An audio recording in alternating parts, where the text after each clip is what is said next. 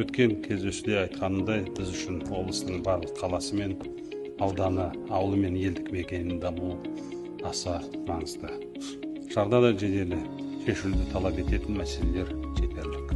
Бұл бойынша мемлекеттік органдар өкілдері мен жергілікті азаматтардан құралған топ жұмыстар атқарды. Нәтижесінде 2024-2028 жылдарға арналған әлеуметтік экономикалық дамудың жол картасы бекітілді. Ендігі жұмыстар жүйелі түрде жоспарға сәйкес жүретін болады.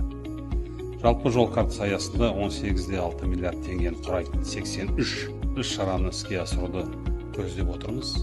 Оның ішінде 78 шара республикалық және жергілікті бюджет қаржысы есебінен атқарылады.